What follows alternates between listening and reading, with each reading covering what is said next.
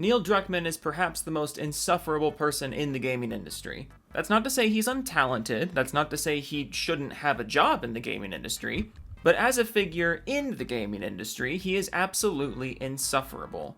He's self-obsessed, he's arrogant, he's incredibly tone-deaf, and as he's proven many times over the years, he's completely incapable of taking criticism. There's almost too many examples to list here for those out of the loop, and I'm guessing if you clicked on a video with a title like this one, you already know the deal with this gentleman. But the TLDR version is that he's made a habit out of lumping all critics of his games in with the worst examples of those critics, i.e. the homophobes, the transphobes, woman haters, and using that as a way to write everyone off. Either that, or he just blatantly ignores all possible criticism and acts like there's nothing that could possibly be wrong with the thing that his name is on. And before you come at me for just blindly hating Naughty Dog, I say once again that this man is incredibly talented. And that's why he's so obnoxious. It just makes the situation sting more when he's being a buttface. Speaking of Neil Druckmann being a buttface, a recent tweet of his caught my attention yesterday and I couldn't help but slap together a third Last of Us video in a row. I promise I'm getting off this topic after this video, I'm tired of it too.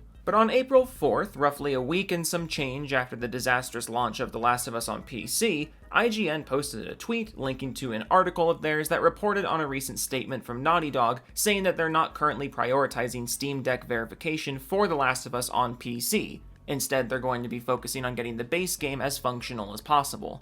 Now, this is a completely reasonable stance to have in Naughty Dog's position. I'm not criticizing Naughty Dog at all right now.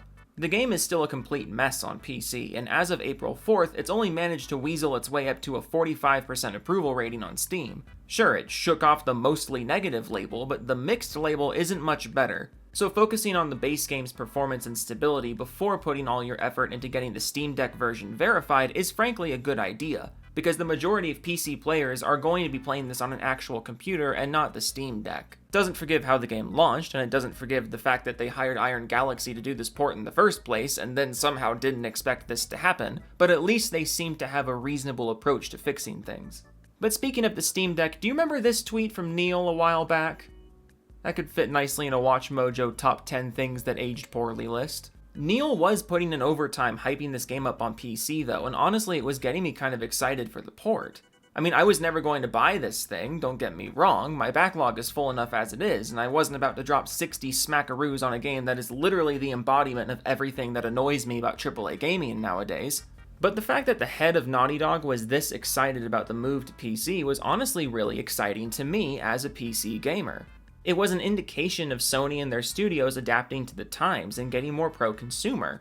It was a sign of us finally leaving the outdated notions of console exclusivity in the past and allowing everyone to enjoy games on their platform of choice without having to deal with plastic boxes holding said games hostage for no reason. So no, I wasn't personally interested in buying The Last of Us on PC, but I was happy that it was happening, and I was excited for what it meant for the future of this incredibly talented studio and their incredibly influential parent company.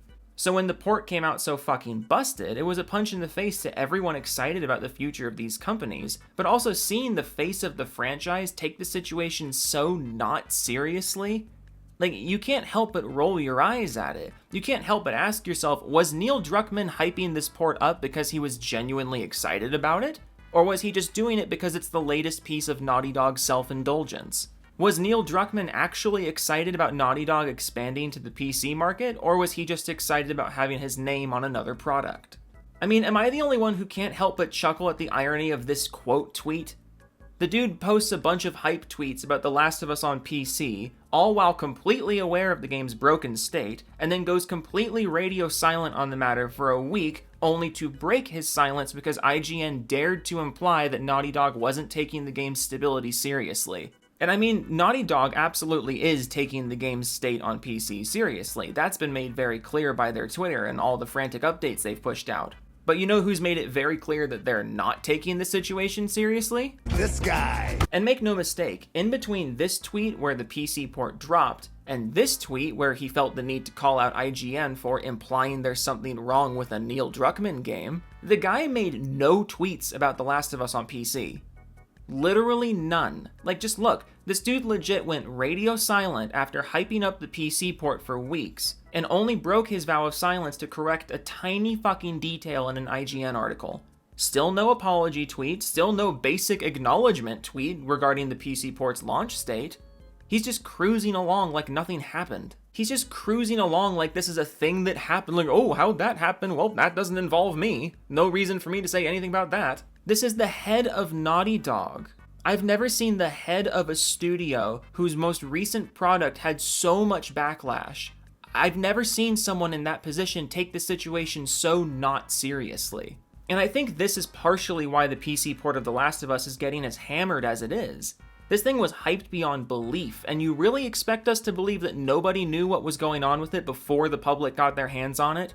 I mean, this game was in Steam's top sellers chart for weeks before it even came out, and both Sony and Naughty Dog were hyping it up at every chance they got, Neil Druckmann especially. And we're just supposed to believe that this was a freak accident that nobody knew about until they hit the big green launch button? That's not how any of this works, and you fucking know it. Nobody at Naughty Dog could have been fucked to warn us about the game's state before we were told to drop $60 on it, and Neil Druckmann still can't be fucked to have any level of transparency with his audience, because that would mean he would have to be associated with something that's being criticized, and we all know how he feels about being criticized. It all just reeks of dishonesty, and the fact that the head of Naughty Dog still can't be fucked to just take some responsibility or at least sympathize with the community he took advantage of is frankly par for the course at this point.